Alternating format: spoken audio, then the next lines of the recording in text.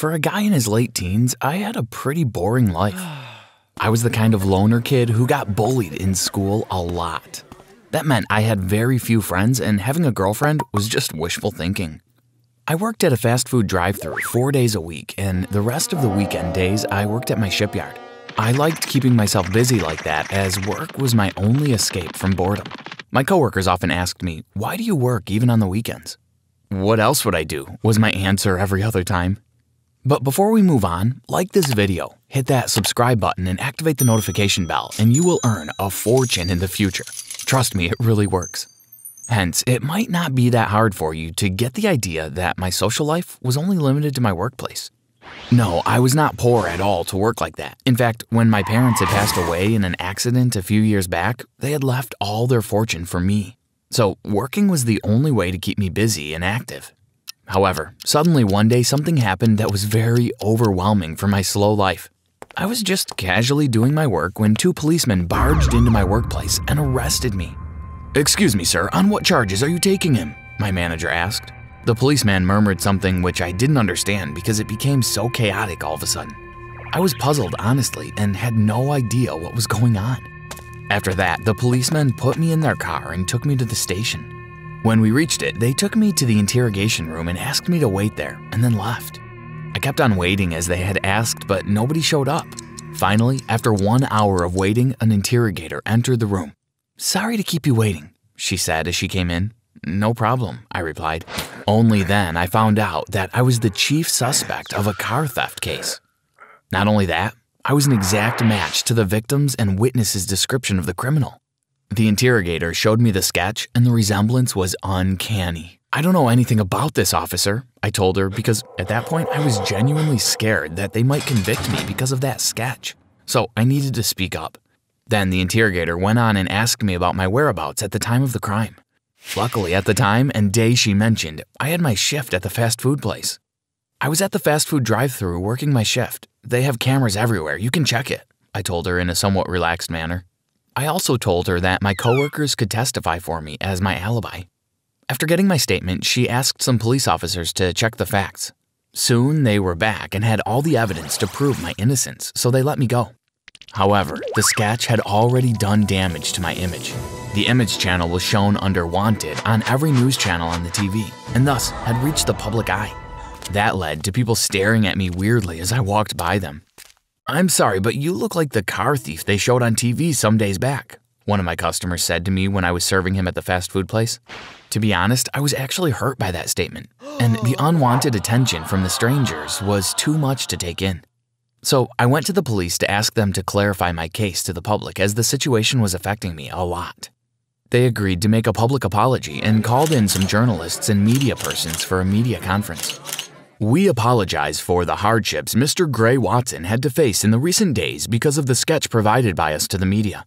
The features in the sketch might be similar to him, but all the evidence proves him innocent. We will also financially compensate him for his troubles," the chief of police said in the conference. The statement aired all over the media, from radio, television, to the internet. It was only after that things started looking good for me. There were no more gossips on the street about me. Customers were no longer staring at me like they had seen a ghost or questioning me. I was relieved that things went back to normal, but it was not for long. One day, while I was sitting at home, someone showed up at my door that I would never have expected to meet in a million years. It was someone who had exactly the same look as me in terms of our faces. So much so that when I first opened the door, I felt as if I were looking at a mirror. "Hey, I'm Sky," the person at my door said. I looked at him from head to toe and found some differences as well, like the tattoos on his hands, and his dressing was way different than mine. "I'm Gray, come on in," I said, and made way for him to enter. I was so shocked that I couldn't even think straight. After that, we went to the living room and talked more about ourselves, but the first thing was our birth dates. And guess what? You guessed it right. It was the same day and the same year. Even though we were only 18, it didn't take us long to realize that we were twin brothers. "We might have separated at birth because of some unfortunate event," I said, and he nodded his head in agreement. However, in my mind, I was just thinking about why my parents had never told me anything about this. But I brushed it off my head quickly and offered him to stay the night since it was getting late. He happily agreed to it. Then we got into more deeper and serious conversations.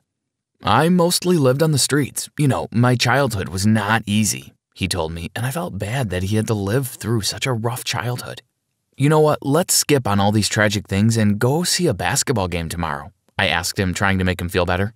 He agreed, and we went to bed after that. The next day, we went to see the basketball game. I wanted to use that chance to bond with my twin brother. It was the first game I had ever been to, as I rarely went out other than for work.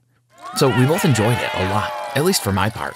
On our way back home, I told him all about my life and schedule, basically what I did every day. I thought you had a lot of friends, Sky said. Oh, only at work, I told him. I also told him how after the incident of my parents, I had grown a phobia of getting into a car and driving. Sorry to make you walk, but my driver's license is rotting somewhere in my drawer, I told him, and we both laughed. No problem, he said, and soon we reached home. But when we did, suddenly his expression started to change. He was all jolly and fun just moments before, and suddenly, he was serious. Hey, are you okay? I asked him when we got into the house. No, I'm not. I am your brother, and I need the fortune our parents left, he replied.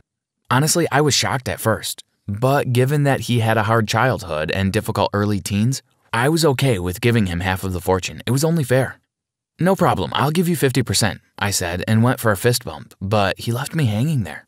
I need it all, he demanded in an angry tone. You have enjoyed it all till this day, while I had nothing, he said, and kept on demanding all the money as if he wanted to start a fight. Sky, you're crossing the line, I said, as I was honestly pissed. I mean, he was just a stranger a day before, and now he's demanding all the fortune. Not even half, but all. You know what? Just get out of my house, I told him, as he was not backing off, even when I warned him. After that, Sky's face turned red. He kicked the door and stormed out of the house like he was not the reason for our quarrel. I got a little sad about it because I genuinely wanted him in my life as a brother. But if fighting was his choice, I was okay with forgetting him like any other stranger. Then, from the next day, I went about my life as usual. I would go to work, do my shift, and walk back home. But at times, I felt like I was being followed. Once, when I was walking back home, I saw a shadow of a person following me, but when I turned back to see who it was, they hid quickly. At work, too, I felt like someone was observing all my actions. I was being stalked. It went on like that for about 2 weeks, and then it stopped. Since it didn't continue further, I stopped worrying about it. One day, I was walking back home late in the evening after my shift was done when I suddenly noticed something. I was passing by a television showroom display, and in one of those large televisions was a picture of me under Wanted. What on earth? I thought, and focused on the rest of the news. The news stated that the person in the photo was the most prominent thief who had been involved in a recent bank robbery case. And that wasn't all. The bank's security camera had also recorded video footage of someone that looked like me. Who other than Sky? And he was not even bothered, as if he wanted to be seen. Seeing all that, I immediately covered my face with the jacket I was wearing and made a run for home. After I reached home, I went straight to my computer to check the news further on the internet. And guess what? My face was all over it. I went to check the official FBI website, and there I was on the most wanted list with a $250,000 reward for information leading to my arrest. Now, you might think since it was my twin brother who committed the crimes, it would be his name there on the list, but no. There was my name in large bold letters, Gray Watson. It was because during the robbery, one of the robbers had dropped their driver's license, which was done intentionally by Sky, and the license had my information on it. It got me thinking about the time when I had told Sky about my driver's license being in the drawer. I quickly ran to check the drawer, and my worst nightmare came true. The license was not there anymore. Not only that, but at the time of the robbery, as mentioned in the news, I didn't have any shift and was home all the time, which meant I had no alibi. I started getting worried because I had no evidence to prove my innocence. Right then, suddenly my phone rang. It was a call from an unknown number. All shaking, I picked up my phone to answer. Hello? I said with a trembling voice. On the other side, someone was laughing like it was a supervillain from some movie. How do you like your surprise? He said. It was Sky. You should have given me what I had asked instead of messing with me. Now you pay, he added. He had robbed the bank just to take revenge by framing me for his crime. But before I could say anything, he gave that villainous laugh once more and cut the call. He drowned me into this mess of quicksand, and now I'm on the FBI's most wanted list for the crime he committed. What should I do? Should I go and tell the FBI everything without any evidence? Or should I just pack my things and go into hiding?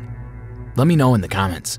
Thanks for watching. Don't forget to subscribe and check out other videos on this channel.